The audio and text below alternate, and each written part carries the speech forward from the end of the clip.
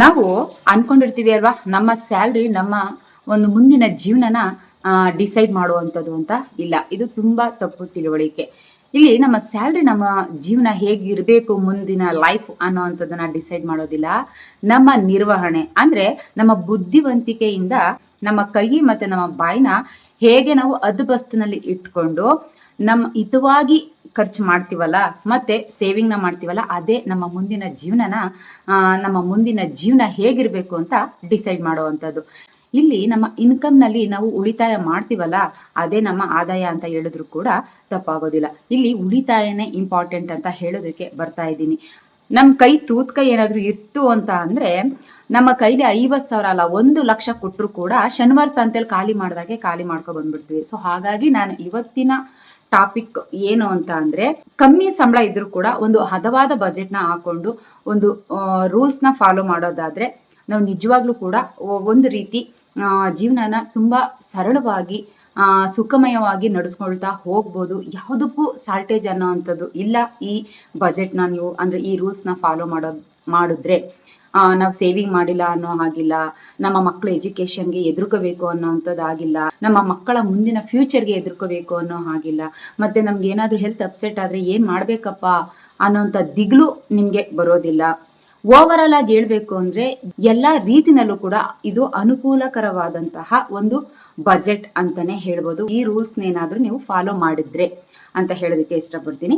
ಬನ್ನಿ, ಕಮ್ಮಿ ಸಂಬಳ ಇದ್ರೂ ಕೂಡ ನಾವ್ ಯಾವ ರೂಲ್ಸ್ ನ ಫಾಲೋ ಮಾಡ್ಕೊಂಡು ನಮ್ಮ ಒಂದು ಬಜೆಟ್ ಪ್ಲಾನ್ ನ ಹಾಕೊಳ್ಬೇಕು ಅನ್ನೋ ಅಂಥದ್ದನ್ನ ನಾನು ಈ ವಿಡಿಯೋದಲ್ಲಿ ತಿಳಿಸ್ಕೊಡ್ತೀನಿ. ಹಾಯ್ ಹಲೋ, ಎಲ್ರಿಗೂ ನಮಸ್ತೆ, welcome back to my channel. ನಾನು ದೀಪಿಕಾ ಗೌಡ.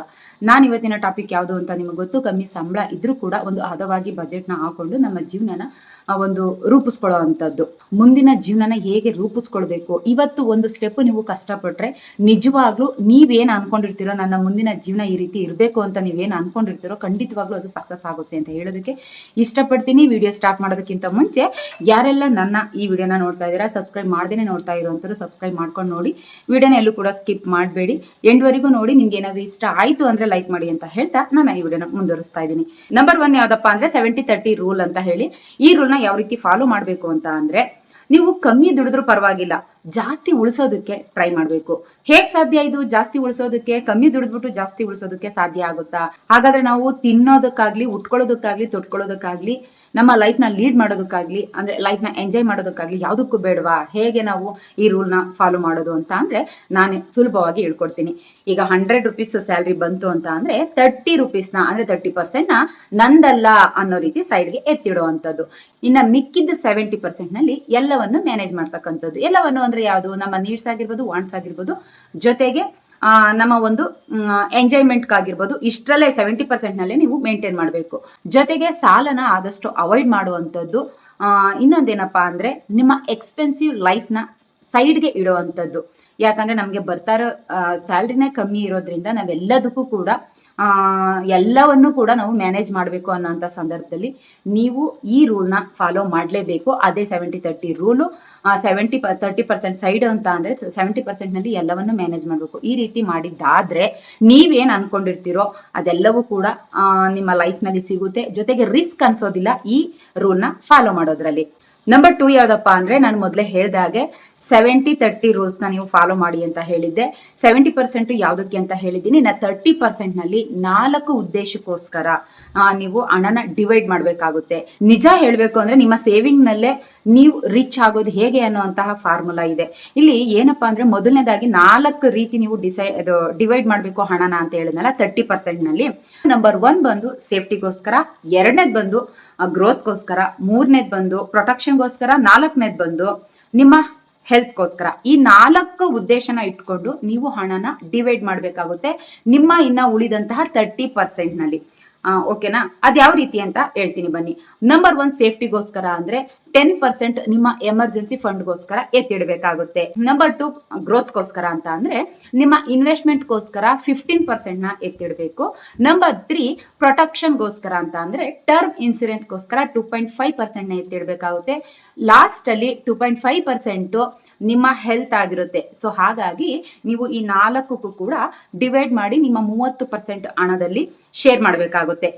ಈ ರೀತಿ ಡಿವೈಡ್ ಮಾಡೋದ್ರಿಂದ ನೀವು ಮುಂದೆ ಯಾವುದೇ ರೀತಿಯಾದಂತಹ ಸಮಸ್ಯೆ ಬಂದರೂ ಕೂಡ ಆರಾಮಾಗಿ ಎದುರಿಸ್ಬೋದು. ಅಕಸ್ಮಾತ್ ಎಮರ್ಜೆನ್ಸಿ ಫಂಡ್ ಅಲ್ಲಿ ನಿಮ್ಮ ಅಮೌಂಟ್ ನ ಸೇವ್ ಮಾಡ್ಕೊಳ್ತಾ ಹೋದ್ರೆ, ಅಂದ್ರೆ 10% ನ ಸೇವ್ ಮಾಡ್ಕೊಳ್ತಾನೆ ಹೋದ್ರೆ, ಮುಂದಕ್ಕೆ ಏನಾದ್ರೂ ಹೆಚ್ಚು ಕಮ್ಮಿ ಆಯ್ತು ಅನ್ನೋಂಥ ಸಮಯದಲ್ಲಿ ಆ ಎಮರ್ಜೆನ್ಸಿನಲ್ಲಿ ಏನ್ ಸೇವ್ ಮಾಡಿಟ್ಟಿರ್ತೀರೋ ಅದನ್ನ ನೀವು ತಗೊಂಡು ಯೂಸ್ ಮಾಡ್ಕೊಳ್ಬಹುದು. ಮತ್ತೆ ಗ್ರೋತ್ ಅಂದ್ರೆ ನಿಮ್ಮ ಇನ್ವೆಸ್ಟ್ಮೆಂಟ್ಗೂ ಕೂಡ ನೀವು ಅಮೌಂಟ್ ನ ಸೇವ್ ಮಾಡ್ತಾ ಹೋಗ್ತಾ ಇದ್ರೆ, ಮುಂದೆ ಒಂದು ಲಾಂಗ್ ಟರ್ಮ್ ಅಲ್ಲಿ ನೀವು ಇನ್ವೆಸ್ಟ್ಮೆಂಟ್ ಮಾಡಿದ್ದೆ ಆದ್ರೆ ನಿಮ್ಮ ಮುಂದಿನ ಮಕ್ಕಳ ಲೈಫ್ಗೆ ಫ್ಯೂಚರ್ಗೋಸ್ಕರ ಅಂತ ಆ ಅಮೌಂಟ್ ನ ನೀವು ಯೂಸ್ ಮಾಡ್ಕೊಳ್ಬಹುದು. ಟರ್ಮ್ ಪಾಲಿಸಿ ಅಂದ್ರೆ ಏನಾದ್ರೂ ಮನೆಯಲ್ಲಿ ಒಬ್ರು ಆದಾಯದಲ್ಲಿ ಇರ್ತಾರೆ ಅಂದ್ರೆ ಅವ್ರ ಹೆಸರಲ್ಲಿ ಟರ್ಮ್ ಪಾಲಿಸಿನ ತಗೊಂಡ್ರೆ ಅವ್ರಿಗೆ ಏನಾದ್ರು ಹೆಚ್ಚು ಕಮ್ಮಿ ಆಯ್ತು ಅಂದ್ರೆ ನಿಮ್ಮ ಫ್ಯಾಮಿಲಿಗೋಸ್ಕರ ಒಂದು ಪ್ರೊಟೆಕ್ಷನ್ ಅನ್ನೋವಂಥದ್ದು ಸಿಗುತ್ತೆ. ಹೆಲ್ತ್ ಇನ್ಶೂರೆನ್ಸ್ ನ ಮಾಡಿಸಿದ್ದೆ ಆದ್ರೆ ಫ್ಯಾಮಿಲಿ ಸಮೇತ ನಿಮ್ಗೆ ನೆಕ್ಸ್ಟ್ ಹೆಲ್ತ್ ನಲ್ಲಿ ಏನಾದ್ರು ಇಶ್ಯೂ ಆದಂತ ಟೈಮ್ ನಲ್ಲಿ ನಿಮ್ಮ ಸೇವಿಂಗ್ ಅಮೌಂಟ್ ನ ನೀವು ಟಚ್ ಮಾಡದೇನೆ ಆ ಹೆಲ್ತ್ ಇನ್ಶೂರೆನ್ಸ್ ಕಾರ್ಡ್ ನ ಯೂಸ್ ಮಾಡ್ಕೊಂಡು ನಿಮ್ಮ ಆರೋಗ್ಯನ ಸರಿ ಮಾಡ್ಕೊಳ್ಬಹುದು ಅಂತ ಹೇಳೋದಕ್ಕೆ ಇಷ್ಟಪಡ್ತೀನಿ. ಆಯ್ತಲ್ಲ, ಈ 4 ರೀತಿ ನೀವು ಅಮೌಂಟ್ ನ ಡಿವೈಡ್ ಮಾಡ್ಕೊಳ್ತಾ ಹೋಗ್ಬೋದು. ನಿಮ್ಮ ಕಮ್ಮಿ ಸಂಬಳ ಇದ್ರೂ ಕೂಡ ಒಂದು ಫ್ರೀ ಲೈಫ್ ನ ನಡೆಸ್ಕೊಳ್ತಾ ಹೋಗ್ಬೋದು. ನಂಬರ್ 3 ಯಾವ್ದಪ್ಪ ಅಂದ್ರೆ 3 ಅಕೌಂಟ್ ನ ನೀವು ಹೊಂದಿರ್ಲೇಬೇಕು. ನೀವು ಲೋ ಬಜೆಟ್ ಅಲ್ಲಿ ಜೀವನ ಮಾಡ್ತಾ ಇದ್ದೀರಾ ಅಂತ ಅಂದ್ರೆ ನೀವು ಕಂಡೀಷನ್ ಅಲ್ಲಿ ಜೀವನನ ಮಾಡ್ಬೇಕಾಗುತ್ತೆ. ಯಾವ ರೀತಿನಪ್ಪ ಅಂದ್ರೆ 3 ಅಕೌಂಟ್ ನ ಹೊಂದಿದ್ರೆ ನಿಮ್ಗೆ ಅದು ತುಂಬಾ ಸುಲಭವಾಗಿ ಮ್ಯಾನೇಜ್ ಮಾಡ್ಬೋದು. ಈಗ ಇನ್ಕಮ್ ಬಂತು ಅಂದ್ರೆ ನಿಮ್ಮ ಸ್ಯಾಲ್ರಿ ಬಂತು ಒಂದು ಅಕೌಂಟ್ಗೆ, ಅದು ಇನ್ಕಮ್ ಅಕೌಂಟ್ ಆಗಿರುತ್ತೆ. ನಂಬರ್ 2 ಯಾವ್ದಪ್ಪ ಅಂದ್ರೆ ಸೇವಿಂಗ್ ಅಕೌಂಟ್. ಸೇವಿಂಗ್ ಅಕೌಂಟ್ ನಲ್ಲಿ 30% ನ ನೀವು ಸೇವ್ ಮಾಡ್ತಾ ಹೋಗ್ಬೇಕಾಗುತ್ತೆ. ಸೊ ಹಾಗಾಗಿ ಇನ್ನೊಂದು ಅಕೌಂಟ್ ಬಂದು ಸೇವಿಂಗ್ ಅಕೌಂಟ್.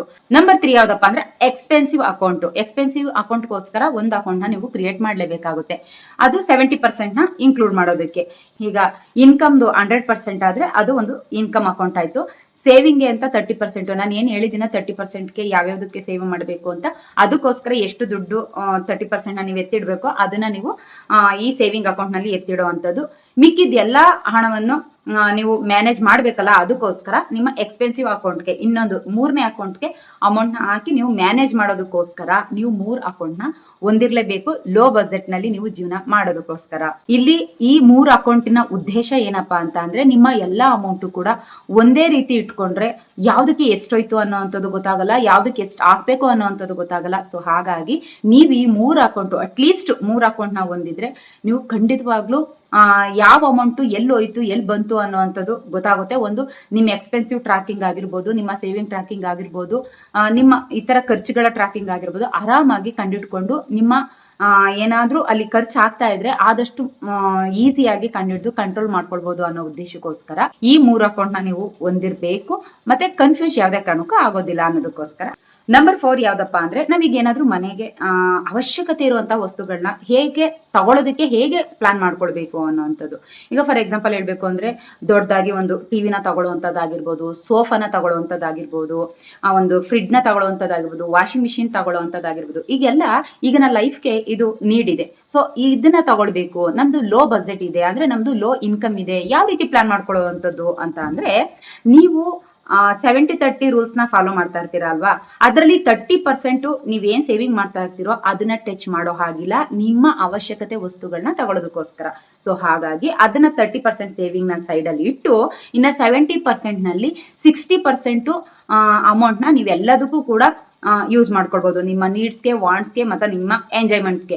ಆದ್ರೆ ಇನ್ನ 10% ಅನ್ನೋಂಥದ್ದನ್ನ ಮಾತ್ರ ನಿಮ್ಮ ಖುಷಿಗೋಸ್ಕರ, ನಿಮ್ಮ ಯಾವ ಖುಷಿ ಈ ಟೈಮ್ ನಲ್ಲಿ ನೀವು ಏನಾದ್ರೂ ವಸ್ತುಗಳನ್ನ ತಗೊಳ್ತೀರಾ ಅಂತ ಅಂದ್ರೆ, ನಿಮ್ಮ ಖುಷಿನೇ ಟಿವಿ ಆಗಿರುತ್ತೆ, ನಿಮ್ಮ ಖುಷಿನೇ ಫ್ರಿಡ್ಜ್ ಆಗಿರುತ್ತೆ, ನಿಮ್ಮ ಖುಷಿನೇ ವಾಷಿಂಗ್ ಮಿಷಿನ್, ಸೋಫಾ, ನಿಮ್ಮ ಎಕ್ಸ್ಪೆನ್ಸಿವ್ ವಸ್ತುಗಳಾಗಿರುತ್ತೆ. ಸೊ ಹಾಗಾಗಿ ನೀವೇನಾದ್ರೂ ವಸ್ತುಗಳನ್ನ ಪರ್ಚೇಸ್ ಮಾಡ್ಕೊಳ್ಬೇಕು ಅನ್ನೋದು ಏನಾದ್ರೂ ನಿಮ್ಮ ಮನಸ್ಸಲ್ಲಿ ಇದ್ರೆ 30% ಸೇವಿಂಗ್ ನ ಸೈಡ್ ಗಿಟ್ಟು ಅದನ್ನ ಟಚ್ ಮಾಡ್ದೇನೆ ಇನ್ನ 70% ನಲ್ಲಿ 60% ನಲ್ಲಿ ಮನೆ ಮ್ಯಾನೇಜ್ಮೆಂಟ್ ಮಾಡ್ಕೊಂಡು ಇನ್ನ 10% ನಲ್ಲಿ ಮಾತ್ರ ನೀವು ನಿಮ್ಮ ಅವಶ್ಯಕತೆ ವಸ್ತುಗಳನ್ನ ತಗೊಳ್ಳೋದಕ್ಕೋಸ್ಕರ, ಏನ್ ಹೇಳಿದ್ನೋ ಒಂದು ಹೈ ಬಜೆಟ್ ನಲ್ಲಿ ಇರುವಂತಹ ವಸ್ತುಗಳನ್ನ ತಗೊಳ್ಳೋದಕ್ಕೋಸ್ಕರ ತಗೋಬೇಕು ಅಂತ ಅಂದ್ರೆ ಒಂದು 3 ತಿಂಗಳು ನೀವು ಒಂದು 10% ನ ಸೈಡ್ಗೆ ಎತ್ತಿಡಬೇಕಾಗುತ್ತೆ. 70% ನಲ್ಲಿ 10% ನ 3 ತಿಂಗಳು ಎತ್ತಿಟ್ಟು ಅದನ್ನ ಡೌನ್ ಪೇಮೆಂಟ್ ಆಗಿ ಯೂಸ್ ಮಾಡ್ಕೊಂಡು 0% ಇಂಟ್ರೆಸ್ಟ್ ನಲ್ಲಿ ನೀವು ಆ ವಸ್ತುನ ಖರೀದಿ ಮಾಡ್ಕೊಳ್ಳುವಂಥದ್ದು. ಈ ರೀತಿ ಮಾಡಿದ್ರೆ ನಿಮ್ಗೆ ರಿಸ್ಕ್ ಅನ್ನೋವಂಥದ್ದು ಇರೋದಿಲ್ಲ. ನೀವೇನಾದ್ರೂ ವಸ್ತುಗಳನ್ನ ತಗೊಳ್ಬೇಕು ಅಂತ ಅಂದ್ರೆ ಆರಾಮಾಗಿ ತಗೊಳ್ಬಹುದು.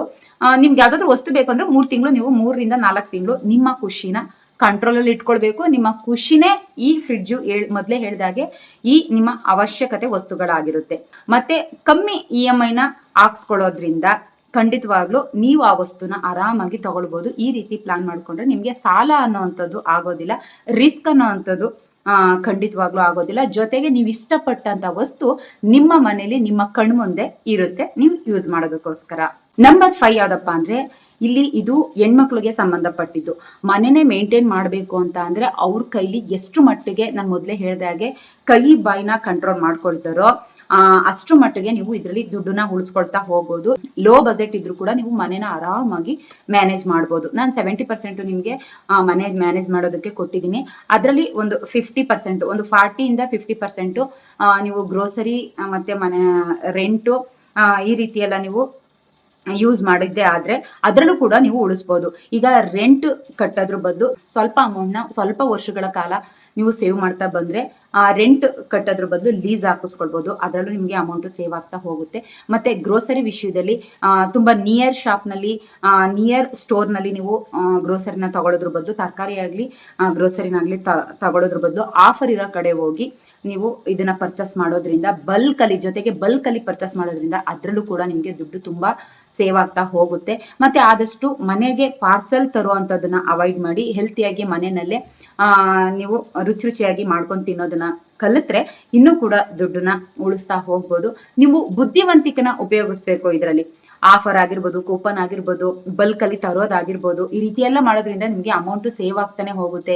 ಸೋಂಬೇರಿತನನ ಬಿಡ್ಬೇಕಾಗುತ್ತೆ. ಇಲ್ಲಿ ಅಯ್ಯೋ ಇಲ್ಲೇ ತಂದ್ರಾಯ್ತು, ಒಂದ್ 50 ರೂಪಾಯಿ ಸೇವ್ ಮಾಡೋದಕ್ಕೋಸ್ಕರ ಅಷ್ಟು ದೂರ ಹೋಗಿ ತರೋದ್ರ ಬದಲು ಅಂತ ನೀವು ಸೋಂಬೇರಿತನ ಇಟ್ಕೊಬಿಟ್ರೆ 50 ರೂಪಾಯಿ ಅಂದ್ರೆ ವಾರಕ್ಕೆ 4 ಸಲ ಅಂದ್ರೂ ಕೂಡ 200 ರೂಪಾಯಿ ಅಲ್ಲೇ ಹೋಯ್ತು. ಆ 200 ರೂಪಾಯಿ ಉಳಿಸ್ತಾ ಹೋದ್ರೆ ವಾರಕ್ಕೆ 200 ರೂಪಾಯಿ ಅಂದ್ರೆ ತಿಂಗ್ಳಿಗೆ 800 ರೂಪಾಯಿ ಆಯ್ತು. ಆ 800 ರೂಪಾಯಿ ಒಂದ್ ಕರೆಂಟ್ ಬಿಲ್ ಕಟ್ಟಕ್ ಆಗುತ್ತೆ ಅಲ್ವಾ? ಸೊ ಹಾಗಾಗಿ ಸೋಂಬೇರಿತನನ ಬಿಟ್ಟು ಬುದ್ಧಿವಂತಿಕೆಯಿಂದ ಬೇರೆ ಈ ಶಾಪ್ಗೂ ಬೇರೆ ಶಾಪ್ಗೂ ಕಂಪೇರ್ ಮಾಡಿ ಗ್ರೋಸರಿನ ತಗೊಳ್ಳೋದಾಗಿರ್ಬೋದು, ಆಫರ್ ಅಲ್ಲಿ ಆಗಿರ್ಬೋದು, ಕೂಪನ್ ಯೂಸ್ ಮಾಡೋದ್ರಲ್ಲಿ ಆಗಿರ್ಬೋದು, ತುಂಬಾ ಬಲ್ಕ್ ಅಲ್ಲಿ ತಗೊಳ್ಳೋದಾಗಿರ್ಬೋದು, ಆದಷ್ಟು ಅಮೌಂಟ್ ನ ಸೇವ್ ಮಾಡೋದನ್ನ ಕಲ್ತ್ಕೊಳ್ಳಿ.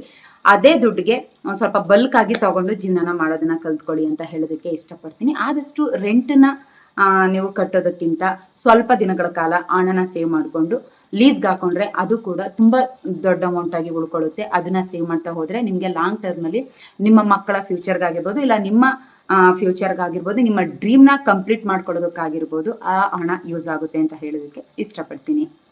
ನಂಬರ್ 6 ಯಾವ್ದಪ್ಪ ಅಂತ ಅಂದ್ರೆ ಮಕ್ಕಳ ಎಜುಕೇಶನ್. ಇಲ್ಲಿ ಮಕ್ಕಳ ಎಜುಕೇಶನ್ ಇವಾಗಿನ ಕಾಲದಲ್ಲಿ ತುಂಬಾ ಇಂಪಾರ್ಟೆಂಟ್. ಯಾಕಂದ್ರೆ ಇದು ಕಾಂಪಿಟೇಟಿವ್ ವರ್ಡ್ ಆಗ್ಬಿಟ್ಟಿದೆ. ಒಂದು ಕಾಂಪಿಟೇಷನ್ ನಲ್ಲಿ ಎಜುಕೇಶನ್ ಕೊಡಿಸ್ತಾ ಇದೀವೇನೋ ಅನ್ನೋ ರೀತಿ ಇವಾಗಿನ ಮಕ್ಕಳ ಎಜುಕೇಶನ್ ಆಗ್ಬಿಟ್ಟಿದೆ. ಸೊ ಹಾಗಾಗಿ ತಂದೆ ತಾಯಿಯಂದಿರು ತುಂಬಾ ಆಸೆನ ಪಟ್ಟಿರ್ತಾರೆ, ನಮ್ಮ ಮಕ್ಕಳನ್ನ ಒಂದು ಹೈ ಲೆವೆಲ್ಗೆ ಓದಿಸ್ಬೇಕು, ಹೈಯರ್ ಎಜುಕೇಶನ್ ಕೊಡಿಸ್ಬೇಕು ಅಂತ. ಆದ್ರೆ ಅವರು ಓದ್ಸೋದಕ್ಕೆ ಇಷ್ಟೆಲ್ಲ ಹೇಗೆ ಓದಿಸೋದಕ್ಕೆ ಸಾಧ್ಯ? ನಮ್ಗೆ ಬರುವಂತದ್ದು ಲೋ ಇನ್ಕಮ್, ಇದನ್ನ ಹೇಗೆ ಸಂಭಾಳಿಸ್ಬೇಕು, ಎಲ್ಲಿಂದ ಸಾಲ ತರಬೇಕು, ಸಾಲ ತಂದ್ರೂ ಕೂಡ ಅದನ್ನ ತೀರ್ಸೋದು ಹೇಗೆ ಅನ್ನೋ ರೀತಿ ಎಲ್ಲ ಥಿಂಕ್ ಮಾಡ್ತಾ ಇರ್ತಾರೆ. ಥಿಂಕ್ ಮಾಡಿ ತುಂಬಾ ಬೇಜಾರ್ ಮಾಡ್ಕೊಬಿಟ್ಟಿರ್ತಾರೆ, ಸೋತು ಸುಣ್ಣ ಆಗೋ ರೀತಿ ಆಗ್ಬಿಟ್ಟಿರ್ತಾರೆ. ಸೊ ಹಾಗಾಗಿ ನಾನು ಎಲ್ರಿಗೂ ಹೇಳೋದು ಇಷ್ಟೇನೆ, ನೀವು ಮಕ್ಕಳಿಗೆ ಕಾಸ್ಟ್ಲಿ ಎಜುಕೇಶನ್ ಕೊಡ್ಸೋದ್ರ ಬದಲು ನೀವು ಕ್ವಾಲಿಟಿ ಎಜುಕೇಶನ್ ಕೊಡಿಸಿ. ಇಲ್ಲಿ ನಿಮ್ಮ ಕೈಲಿ ಎಷ್ಟು ಆಗುತ್ತೋ ಅಷ್ಟು ಮಟ್ಟಿಗೆ, ಎಷ್ಟು ಸಾಧ್ಯವಾಗುತ್ತೋ ಅಷ್ಟು ಮಟ್ಟಿಗೆ ನಿಮ್ಮ ಕೆಪಾಸಿಟಿ ಏನಿದೆ ಅನ್ನೋ ಮಟ್ಟಿಗೆ ನೀವು ಎಜುಕೇಶನ್ ಕೊಡಿಸೋದನ್ನ ಕಲ್ತ್ಕೊಳ್ಳಿ. ನಿಮ್ಮ ಲೋ ಇನ್ಕಮ್ ಇದ್ರೂ ಕೂಡ ಏನೋ ರಿಚ್ ಪರ್ಸನ್ ರೀತಿ ನೀವು ಎಜುಕೇಶನ್ ಕೊಡ್ಸಕ್ ಏನಾದ್ರು ಹೋದ್ರೆ ಮಕ್ಳಿಗೆ ಏನೋ 1-2 ವರ್ಷ ಓದಿಸ್ಬೋದು ಅಷ್ಟೇ. 3ನೇ ವರ್ಷಕ್ಕೆ ನಿಮ್ಗೆ ಸಾಲ ಜಾಸ್ತಿ ಆಗುತ್ತೆ. ಈ 1ರಿಂದ 2ನೇ ವರ್ಷ ಗಂಟ 3 ವರ್ಷ ಗಂಟ ಏನ್ ಓದಿಸಿರ್ತೀರೋ ಆ ಸಾಲನೇ ತೀರ್ಸೋದಕ್ಕೆ ಸಾಲ ಮಾಡಿ ಓದಿಸ್ತಾ ಇರ್ತೀರಾ, ಆ ಸಾಲನೇ ತೀರ್ಸೋದಕ್ಕಾಗೋದಿಲ್ಲ. ಇನ್ನು 3ನೇ ವರ್ಷ 4ನೇ ವರ್ಷಕ್ಕೆ ತುಂಬಾ ಇಕ್ಕಟ್ಟಿನ ಪರಿಸ್ಥಿತಿ ಬಂದಂತ ಸಂದರ್ಭದಲ್ಲಿ ಮಕ್ಕಳನ್ನ ಆ ಸ್ಕೂಲಿಂದ ಬೇರೆ ಸ್ಕೂಲ್ಗೆ, ತುಂಬಾ ಕಮ್ಮಿ ಬಜೆಟ್ ಇರುವಂತ ಸ್ಕೂಲ್ಗೆ ಹಾಕ್ಬೇಕಾಗುತ್ತೆ. ಅವಾಗ ಏನಾಗುತ್ತೆ, ಮಕ್ಕಳಿಗೆ ಆ ವಾತಾವರಣದಲ್ಲಿ ಓದೋ ಸ್ಟೈಲ್ ಬೇರೆ ತರ ಇರುತ್ತೆ, ಅವ್ರನ್ನ ಅರ್ಥ ಮಾಡಿಸೋಂತ ಸ್ಟೈಲ್ ಬೇರೆ ತರ ಇರುತ್ತೆ. ಅವಾಗ ಮಕ್ಕಳು ಸ್ಕೋರ್ ಕಮ್ಮಿ ಆಗ್ತಾ ಹೋಗುತ್ತೆ. ಸೊ ಹಾಗಾಗಿ ನಿಮ್ಮ ಕೆಪಾಸಿಟಿ ತಕ್ಕನಾಗೆ ನೀವು ಸಾಲ ಮಾಡ್ಕೊಂಡು ನನ್ನ ಮಕ್ಕಳನ್ನ ಓದಿಸ್ತೀನಿ ಅನ್ನೋದಕ್ಕೆ ಹೋಗ್ಬೇಡಿ. ಅದು ಸಾಲ ಮಾಡುವಂಥದ್ದೆಲ್ಲ ಯಾವಾಗಂದ್ರೆ ತುಂಬಾ ಹೈಯರ್ ಎಜುಕೇಶನ್ ಲೆವೆಲ್ಗೆ ಬರ್ತಾರಲ್ಲ, ಅವಾಗ ಎಜುಕೇಶನ್ ಲೋನ್ ಅಂತಾನೆ ತಗೊಂಡು ಅವರು ಮುಂದೆ ನೆಕ್ಸ್ಟ್ ಕೆಲಸಕ್ಕೆ ಸೇರ್ಕೊಂಡು ಅವರು ಆ ಎಜುಕೇಶನ್ ಲೋನ್ನ ಕಂಪ್ಲೀಟ್ ಮಾಡ್ಕೊಳ್ಳೋ ರೀತಿ ನೀವು ಅವಾಗ ಹೈಯರ್ ಎಜುಕೇಶನ್ಗೆ ಲೋನ್ ತಗೊಳ್ಳೋರಂತೆ. ಇವಾಗ ಸದ್ಯಕ್ಕೆ 1 to 10 ಸ್ಟ್ಯಾಂಡರ್ಡ್ ವರೆಗೆ ತುಂಬಾ ಹೈ ಕಾಸ್ಟ್ಲಿ ಎಜುಕೇಶನ್ ಕೊಡಿಸ್ತೀನಿ ಅನ್ನೋಂಥದ್ದನ್ನ ಬಿಟ್ಟು ನಿಮ್ಮ ಕೆಪಾಸಿಟಿಗೆ ತಕ್ಕನಾಗಿ ನೀವು ಎಜುಕೇಶನ್ ಕೊಡಿಸಿ. ಆವಾಗ ಮಕ್ಕಳು ಕೂಡ ಯಾವುದೇ ರೀತಿಯಾದಂತಹ ಒಂದು ಅಡ್ಡ ಪರಿಣಾಮ ಅನ್ನೋಂಥದ್ದು ಬೀರೋದಿಲ್ಲ. ಜೊತೆಗೆ ಅವರು ಓದ್ತಾ ಇರ್ಬೇಕಾದ್ರೆ ಮನೆಯಲ್ಲಿ ಸ್ಕೂಲ್ ನಲ್ಲಿ ಏನ್ ಓದಿಸ್ತಾರೆ ಅನ್ನೋದಕ್ಕಿಂತ ನೀವು ಮನೆಯಲ್ಲಿ ನೀವು ಯಾವ ರೀತಿ ಅವ್ರಿಗೆ ಸಪೋರ್ಟ್ ಮಾಡ್ತೀರಾ ಓದ್ಕೊಳ್ಬೇಕಾದ್ರೆ ಅನ್ನೋದು ತುಂಬಾ ಇಂಪಾರ್ಟೆಂಟ್ ಆಗಿರುತ್ತೆ. ದಿನಕ್ಕೆ 1 hour ಅವ್ರ ಜೊತೆ ಟೈಮ್ ನ ಸ್ಪೆಂಡ್ ಮಾಡಿ ಓದೋ ವಿಷಯದಲ್ಲಿ ನಿಮ್ಮ ಮಕ್ಕಳು ಮಕ್ಕಳು ಏನು ಓದ್ತಾ ಇದ್ದಾರೆ ಅನ್ನೋವಂಥದ್ದು ನಿಮಗೆ ಗೊತ್ತಾಗುತ್ತೆ. ಮತ್ತೆ ಅವರು ಸ್ಕೋರ್ ಮಾಡೋದಕ್ಕೂ ಕೂಡ ತುಂಬಾ ಈಸಿ ಆಗುತ್ತೆ. ಅವ್ರ ಸ್ಕೋರ್ಗೆ ಮಕ್ಕಳು ಒಂದು 70% ಕಾರಣ ಆದ್ರೆ ತಂದೆ ತಾಯಿಂದಿರು ಕೂಡ ಒಂದು 25% ಕಾರಣ ಆಗಿರ್ತಾರೆ. ಸೊ ಹಾಗಾಗಿ ನಿಮ್ಮ ಮಕ್ಕಳ ಸ್ಕೋರ್ಗೆ ನೀವು ಕಾರಣ ಆಗಿ ಅಂತ ಹೇಳೋದಕ್ಕೆ ಇಷ್ಟಪಡ್ತೀನಿ. ನೋಡಿ, ನಾನು ಇವತ್ತು 6 ಪಾಯಿಂಟ್ನ ಏನು ಹೇಳಿದ್ದೀನೋ ಅದು ತುಂಬಾ ಇಂಪಾರ್ಟೆಂಟು. ಲೋ ಇನ್ಕಮ್ ಇರೋ ಅಂಥವ್ರಿಗೆ ಒಂದು ಹದವಾಗಿ ಬಜೆಟ್ನ ಕ್ರಿಯೇಟ್ ಮಾಡಿಕೊಂಡು ನಿಮ್ಮ ಜೀವನನ ಸರಳವಾಗಿ ನಡೆಸೋದಕ್ಕೆ ಮತ್ತೆ ಯಾವುದೇ ರೀತಿಯಾದಂತಹ ತೊಂದರೆ ಆಗದೇನೆ ಇರೋದಕ್ಕೆ. ನೀವು ಇಲ್ಲಿ ರಿಸ್ಕ್ ತಗೊಳ್ಳೋ ಅಂಥದ್ದಿಲ್ಲ. ನೀವು ಇಲ್ಲಿ ಬರೋ ಅಂತ ಆದಾಯದಲ್ಲಿ 30% ಆಲ್ರೆಡಿ ಒಂದು ಸೈಡ್ಗೆ ಎತ್ತಿಟ್ಟಿರ್ತೀರಾ ಅಂದ್ರೆ ಅದರಲ್ಲೇ ನಿಮಗೆ ಎಮರ್ಜೆನ್ಸಿ ಫಂಡ್ಗೂ ಕೂಡ ಹೋಗಿರುತ್ತೆ, ಸೇವಿಂಗು ಕೂಡ ಹೋಗಿರುತ್ತೆ, ಇನ್ವೆಸ್ಟ್ಮೆಂಟ್ಗೂ ಕೂಡ ಹೋಗಿರುತ್ತೆ, ಮತ್ತೆ ಹೆಲ್ತ್ ಇನ್ಶೂರೆನ್ಸ್ಗೂ ಹೋಗಿರುತ್ತೆ, ನಿಮ್ಮ ಟರ್ಮ್ ಇನ್ಶೂರೆನ್ಸ್ಗೂ ಹೋಗಿರುತ್ತೆ. ಸೊ ಹಾಗಾಗಿ ಬಂದಂಥ ದುಡ್ಡಿನಲ್ಲಿ 30% ಎತ್ತಿಟ್ಟು ಇನ್ನು 70% ನೀವು ಮ್ಯಾನೇಜ್ ಮಾಡಿದ್ದೆ ಆದರೆ ಖಂಡಿತವಾಗ್ಲೂ ನಿಮ್ಮ ಲೈಫ್ ಒಂದು ಸುಖಮಯವಾಗಿ ರಿಸ್ಕ್ ಇಲ್ಲದೆ ಹೋಗಿರೋ ಜೀವನನ ನಡೆಸ್ತಾ ಹೋಗ್ಬೋದು. ಎಲ್ಲರಾಗಿ ನಗ್ನಗ್ತಾ ಖುಷಿಯಿಂದ ಯಾವುದಕ್ಕೂ ಟೆನ್ಷನ್ ಇಲ್ದೇನೆ ಟೆನ್ಷನ್ ಫ್ರೀ ಆಗಿ ಜೀವನನ ನಡೆಸ್ಬೋದು ಅಂತ ಹೇಳೋದಕ್ಕೆ ಇಷ್ಟಪಡ್ತೀನಿ. ಇದು ನನ್ನ ಓನ್ ಎಕ್ಸ್ಪೀರಿಯನ್ಸು. ನಾನು ನನ್ನ ಜೀವನದಲ್ಲಿ ನಾನು ಹಾಕೊಂಡಿರುವಂತಹ ಸರಳವಾದ ಒಂದು ಬಜೆಟ್ ಅಂತ ಹೇಳೋದಕ್ಕೆ ಇಷ್ಟಪಡ್ತೀನಿ. ನಿಮಗೆ ಈ ವಿಡಿಯೋ ಇಷ್ಟ ಆಯ್ತು ಅಂದ್ರೆ ಲೈಕ್ ಮಾಡಿ, ಶೇರ್ ಮಾಡಿ, ಕಮೆಂಟ್ಸ್ ಮಾಡಿ ಅಂತ ಹೇಳ್ತಾ, ನಿಮ್ಗೆ ಯಾವ ರೀತಿನಾದ್ರೂ ವಿಡಿಯೋ ಬೇಕು ಅಂತ ಅಂದ್ರೆ ಖಂಡಿತವಾಗ್ಲೂ ಕಮೆಂಟ್ ಸೆಕ್ಷನ್ ಅಲ್ಲಿ ಕಮೆಂಟ್ ಮಾಡಿ, ನಾನು ನಿಮ್ಗೆ ಯೂಸ್ ಆಗೋ ರೀತಿ ವಿಡಿಯೋನ ಮಾಡ್ತೀನಿ ಅಂತ ಹೇಳ್ತಾ ನನ್ನ ಈ ವಿಡಿಯೋನ ಮುಗಿಸ್ತಾ ಇದ್ದೀನಿ. ಜೈ ಹಿಂದ್, ಜೈ ಕರ್ನಾಟಕ. ಮತ್ತೆ